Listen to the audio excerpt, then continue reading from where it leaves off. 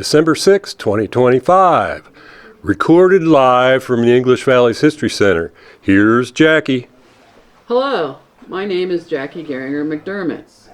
This diary was written by Libby Wade. She was my great-great-aunt, and her full name was Mary Elizabeth Claypool Wade. She is 75 years old in August of 1950. Here's a picture of Lib and her brother Henry Claypool in earlier times.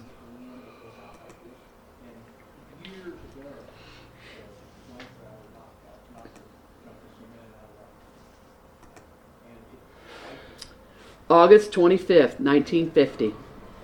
Wayne is 49 today, according to records. It don't seem that long to me. He went to Des Moines to the fair, a good way to celebrate. Mary Newhouse and her granddaughter, Muriel Newhouse, were here a while this morning. The girl is 10, a nice-looking young lady. Wayne, or Perky Wade, is Lib's oldest son. He lives a block south of Lib and runs a trucking and corn shelling business. Here is a picture of Wayne when he was younger.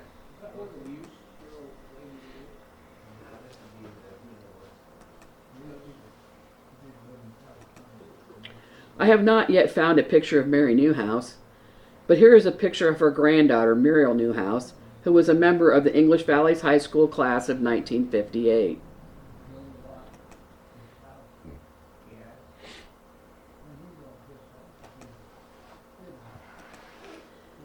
We had fresh peaches and cream for dinner. Russell brought them from uptown. Melva and Barbara were here, have gone uptown now. Lib's youngest son is Russell, and she lives in his house with him just off of Main Street in North English, Iowa. Here are all three of Lib's sons together in front of her house. They are Wayne or Perky Wade, Russell or Taller Wade, and Warren or Mike Wade.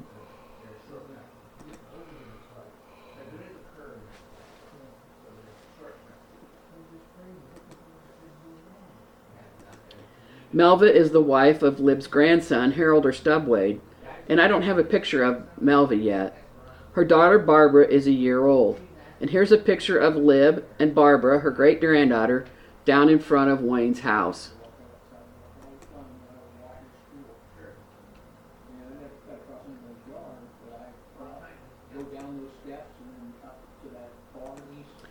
Flossie was in a while. She is doing quite well with the sewing machines. She brought the cards I ordered a while back. Mary's girl recovered from the measles and is out at Millard's today. Hank and Mary went to the state fair. It is opening day. Flossie West is the granddaughter of Lib's cousin Wallace Claypool. And here's Flossie.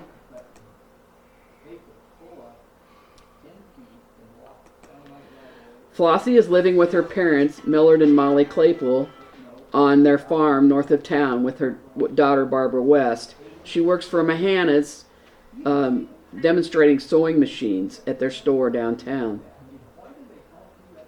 Flossie's sister is Mrs. Hank or Mary Williams from Williamsburg. Their daughter Linda Williams had the measles and now is well enough to go stay with her grandparents while her parents go to the state fair in Des Moines. Flossie sold Lib some greeting cards and is delivering them.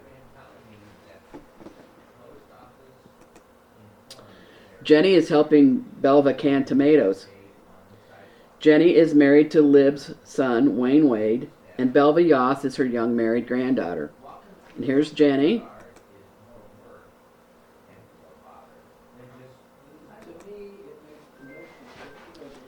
And here is Belva in later years.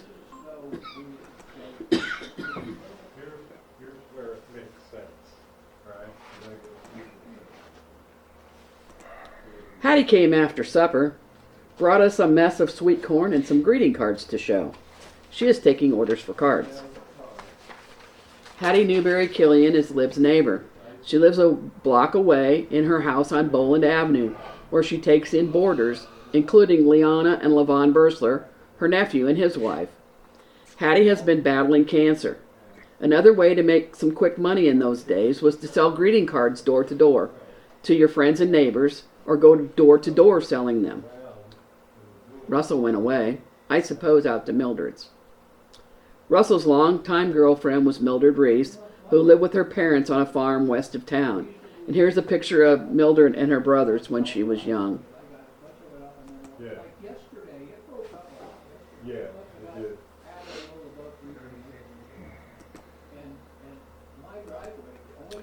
The record shows the names of several of our young men called for induction.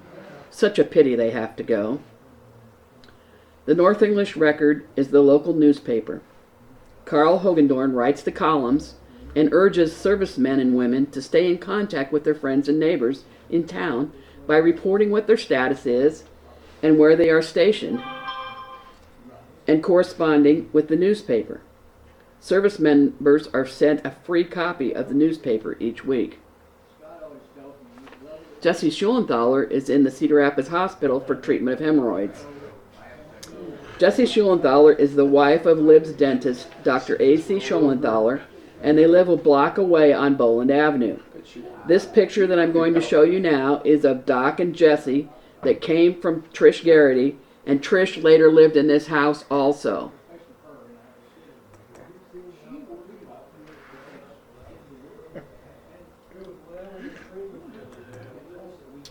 A shower was held last night for Francis Colosic Jordan at Glen Reed's.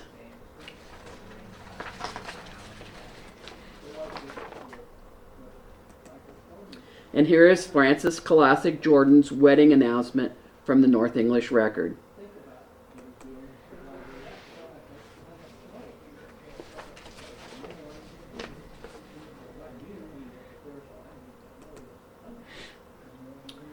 August 26, 1950. Another cloudy, cool day. Looks rainy, but it don't rain. I cooked a chicken Russell bought at the store last evening. Fried it and then put it in a casserole and cooked it in the oven. Had other things too. Applesauce, dressing, and bread pudding. Then Frida brought a dish of lima beans and ham cooked together. I put that back for another time. Frida Wade was the wife of grandson Walter or Bud Wade, and they live a couple houses away from Lib. Frida was a longtime grade school teacher in the English Valley School District.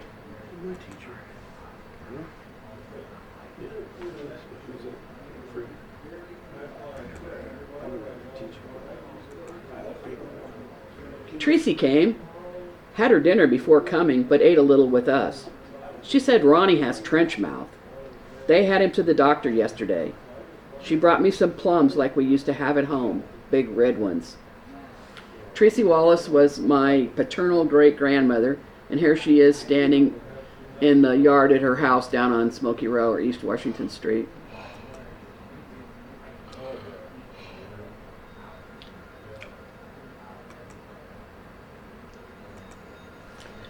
And Ronnie Geringer is her grandson and my dad's youngest brother.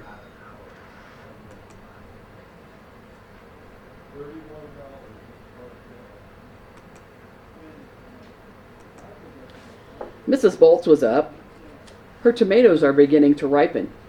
She brought 3, a couple of beets, and part of a head of cabbage.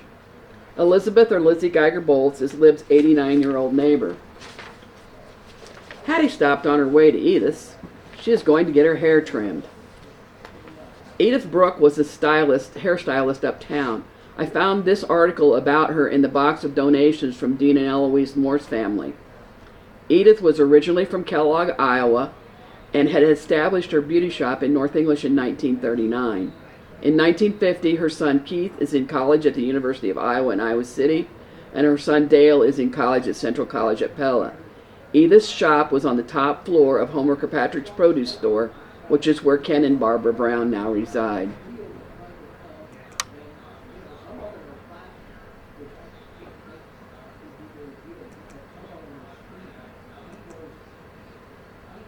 Levon bought Donnie Van Dyke's motorcycle last night, $140. He and Leona were riding it a while ago. A poor investment, I think. They are so dangerous. And here is Levon and Leona Bursler on the left in this picture in their centennial clothes 4 years later. And my mom, Etheldean Keller Geringer Abbott, is sitting on the knee of Harry Morse.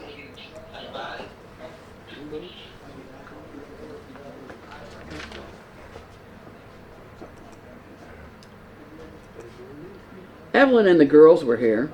Suzanne went to the show, and Evelyn and Kathy stayed longer. Michael was here and went to the show. Evelyn Wade Kurtz is Lib's granddaughter, and her daughters Suzanne and Kathy are my weekly listeners. Here is a picture of Evelyn in her later years.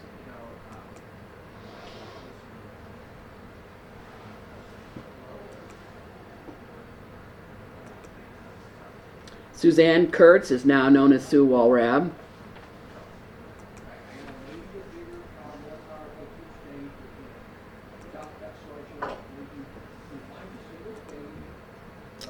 And Kathy Kurtz married Ted Rogers.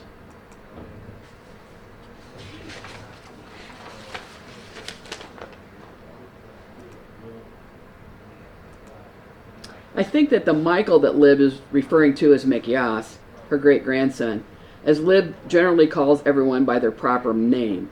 But Mick would only have been a preschooler in 1950, so maybe he went to the show with Suzanne, who was almost 8 years old. According to the North English Record, the movie on August 26, 1950, was Bells of Coronado, starring Roy Rogers, Dale Evans, and Trigger, so it makes sense that the children went to the show. And here is Mick.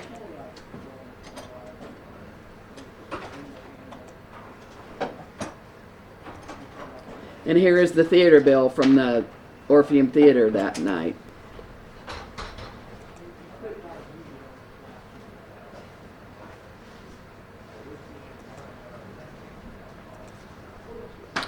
Russell is at the yard tonight. David Green quit the HLC tonight, and also Dick Johnson quit. I think they will go to school, on vacation now. Russell is working an evening shift at the Home Lumber Company, as the stores were open on Wednesday and Saturday nights in 1950. College kids Dave Green and Dick Johnson had been working at the Home Lumber Company as summer jobs. Wayne and Melvin Bursler brought us a chicken, $1.25. I'm still working on the picture of Wayne Bursler, but here is Melvin Bursler. He's the boy in the front in this 1937 Boy Scout picture.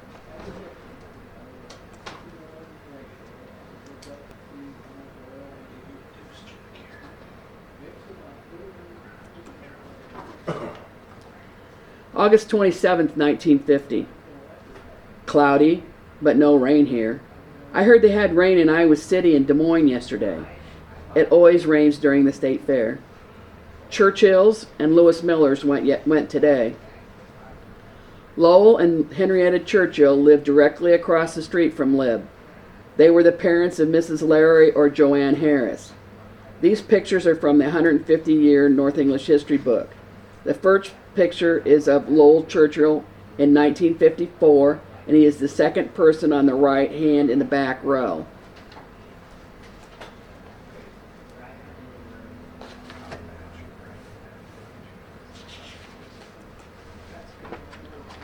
In the second picture, here are Lowell and Henrietta Churchill in the restaurant they owned uptown before 1950.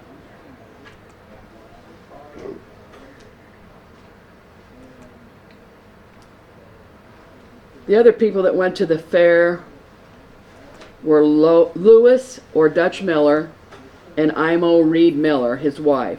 They're the grandparents of my childhood friend Stephen Rose and his sister Susan. And here's a picture of Lewis or Dutch Miller and his pheasant hunting friends. He is on the left.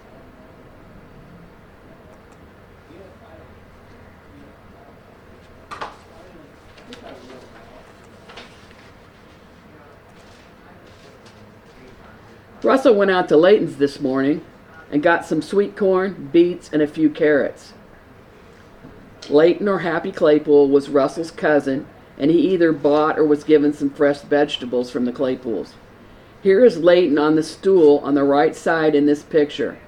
Layton is the grandfather of my listeners, Mark Claypool, Tina Milhuka, Linda Clark, and their siblings.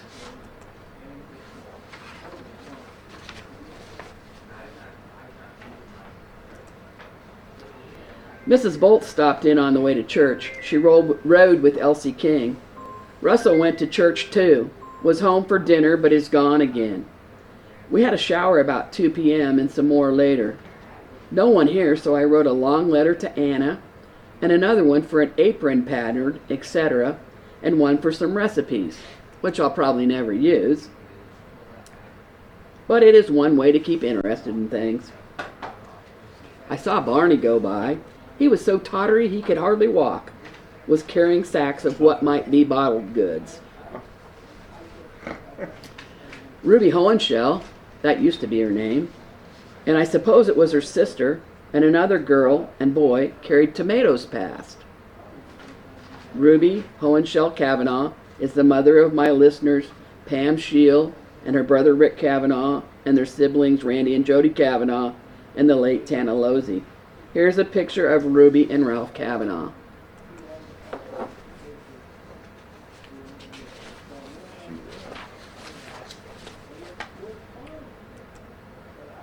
Jenny was here in the forenoon. She wanted to go to Wellman, and perhaps did in the p.m. She brought such a pretty rose, single but a bright red, an ever bloomer. Everyone knows that Liv just loves her flowers. Russell and Mildred went to Dubuque.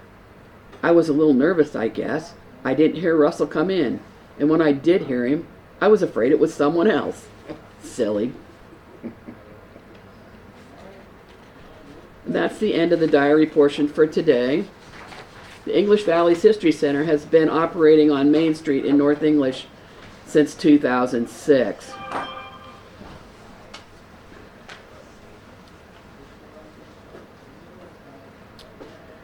The center operates a museum, monthly programming, a community coffee shop.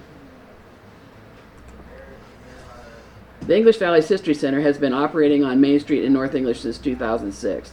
The center operates a museum, monthly programming, a community coffee shop, and provides meeting spaces for groups and organizations. These include family and class reunions, celebrations, gatherings, and club meetings. The History Center offers all of its services by donations only.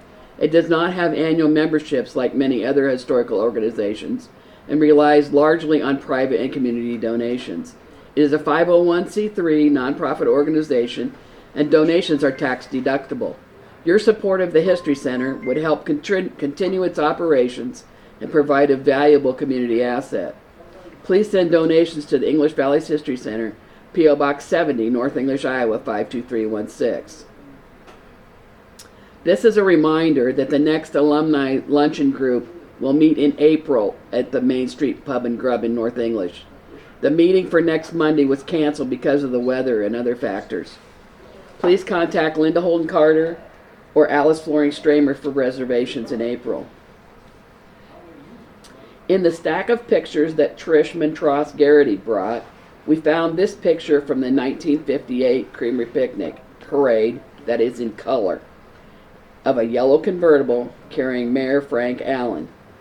My brother Lou Gehringer wondered if it was Russell Wade's convertible, so I sent a quick message to Sue Walrab, who is Liv's oldest great-granddaughter, to confirm. Indeed, she thinks it is Russell Wade driving his yellow convertible in front of the History Center area. Sue said Russell was so proud of that car.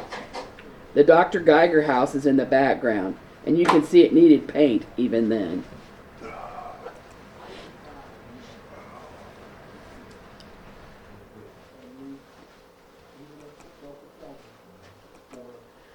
Sue reminded me that Mick Yoss got that convertible after Russell's death and used it to carry Queen candidates Kathy Kurtz and Claudia Wade, who were also Lib's great-granddaughters, in a later parade. And here's Kathy Kurtz and Claudia Wade in a parade.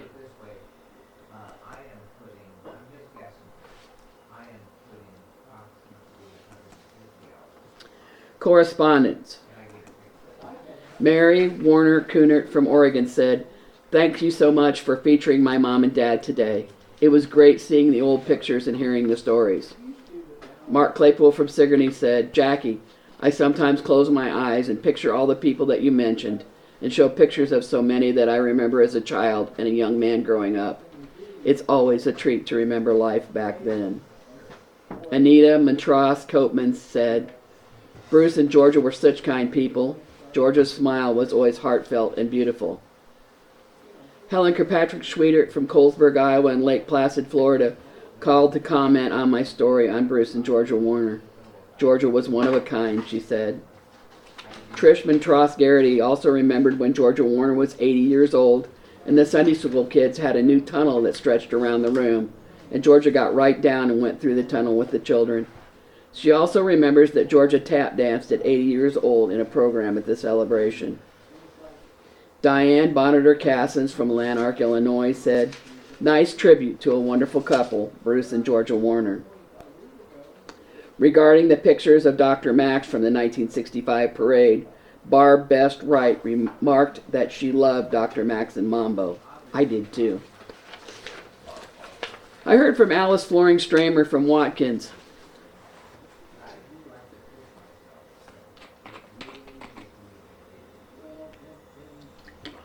Alice said, "Jackie, you look very well despite your slipping accident, black eye, and heart procedure.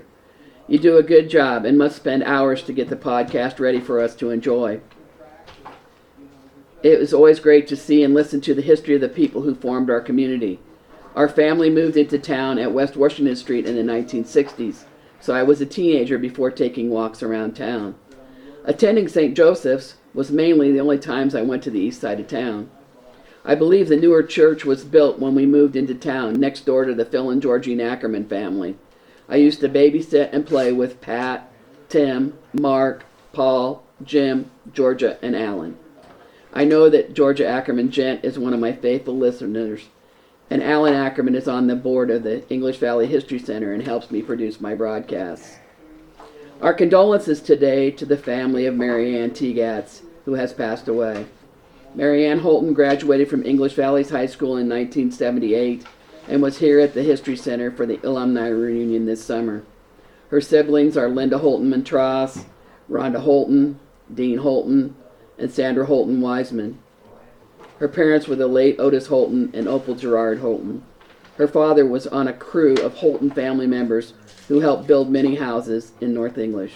And here is Mary Ann's graduation picture.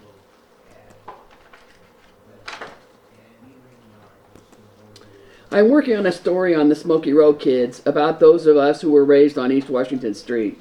I need pictures from more families down there. So snap a picture of your group family pictures or single pictures and send them by messenger or text them to me so that I can use them on my program. We are also interested in learning about historical English Valley's items that you might wish to donate to the History Center. Please stop in any Saturday from 7 to 10 a.m. I am usually set up near the front door, and Brother Lou Geringer, Dan Best, Alan Ackerman, and Trish Garrity are usually the first ones you will see. Please contact Dave Jackson, Scott Romine, or any other board member to donate historical English Valley's items to the center. And that's it. And that's a wrap. Thanks a lot, Jackie. Thank you.